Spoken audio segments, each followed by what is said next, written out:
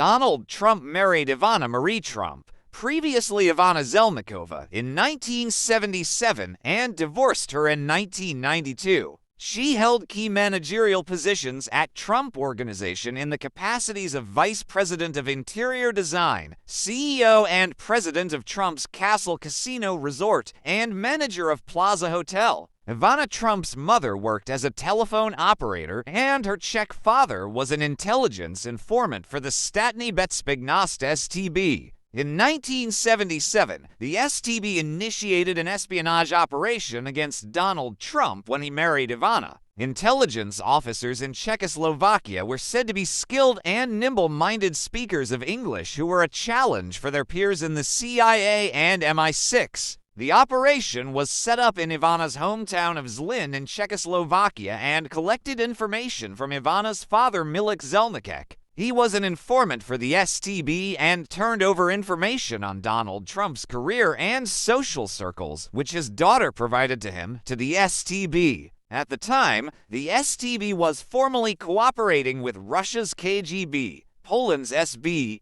East Germany's Stasi, and other Soviet bloc intelligence agencies. These agencies often exchanged data with each other on request. The STB spied on Donald Trump throughout the 1980s as part of a mission to gain information about the U.S. government. Archive files have revealed the STB often obtained information through a series of practices that included blackmail, telephone tapping, permanent monitoring of apartments, intercepting private mail, house searches, and surveillance. A former STB official, Vlastimil Danik, confirmed the Trump operation and said, "Trump was, of course, a very interesting person for us. He was a businessman. He had a lot of contacts, even in U.S. politics.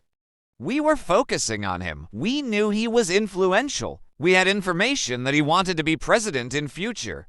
It wasn't only us who paid attention to him. The first department of the STB were interested in him. I don't know if the first directorate shared information on Trump with the KGB. I can't verify or deny. The STB routinely shared intelligence with their Russian counterparts, the KGB. In 1986, Donald was introduced to the new Soviet ambassador to the UN, Yuri Dubinin, upon Dubinin's arrival in the U.S. He was picked up by his daughter, Natalia Dubinin. She took him from the airport straight to Trump Tower. Natalia Dubinin was part of the Soviet delegation to the UN in New York. The Soviet mission she worked for was widely known to harbor KGB agents. At the time, Ambassador Yuri Dubinin was on a mission to create contacts within the U.S. business elite. General Vladimir Alexandrovich Kryuchkov, the KGB spy chief, had ordered KGB staff abroad to recruit more U.S. citizens. Later that year, Donald Trump and Ivana Trump met again with Ambassador Yuri Dubinin and his daughter Natalia Dubinin.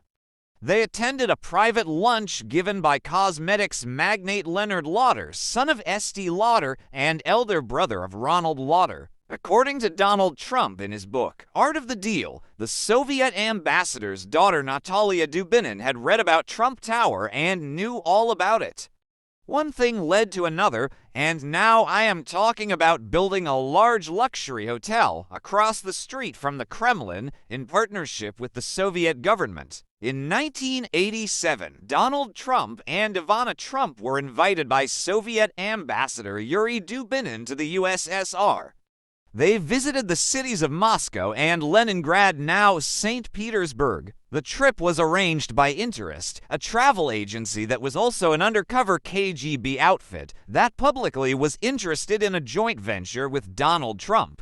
That same year, a USSR law went into effect that allows joint ventures between Soviets and foreign investors. Donald Trump, Ivana Trump, along with their assistant Lisa Calandra, were treated as VIPs and were lodged in a suite at the National Hotel. According to Viktor Suvorov, an agent for the GRU, Soviet military intelligence, everything is free.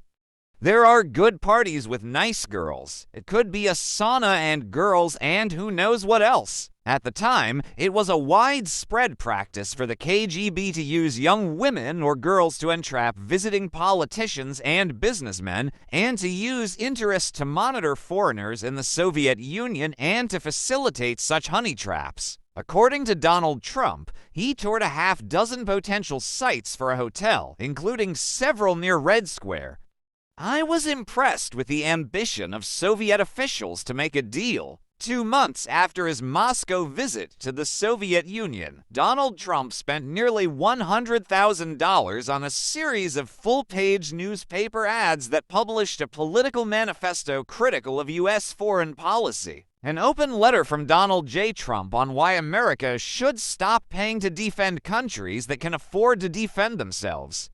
Why are these nations not paying the United States for the human lives and billions of dollars we are losing to protect their interests? Soon after the Moscow trip, Donald Trump changed his political affiliation to Republican and considered running for U.S. president, but later backtracked. In 1988, during the U.S. election, Donald Trump hosted a New York fundraiser for George H.W. Bush at the Plaza Hotel, of which Ivana Trump was the manager and Donald Trump owned. According to STB intelligence records, Ivana Trump had confidently predicted George H.W. Bush's victory shortly before the 1988 election. Ivana Trump was infiltrated in the highest echelons of power in the U.S. and moved in very top political circles, all the while passing on information to her hometown.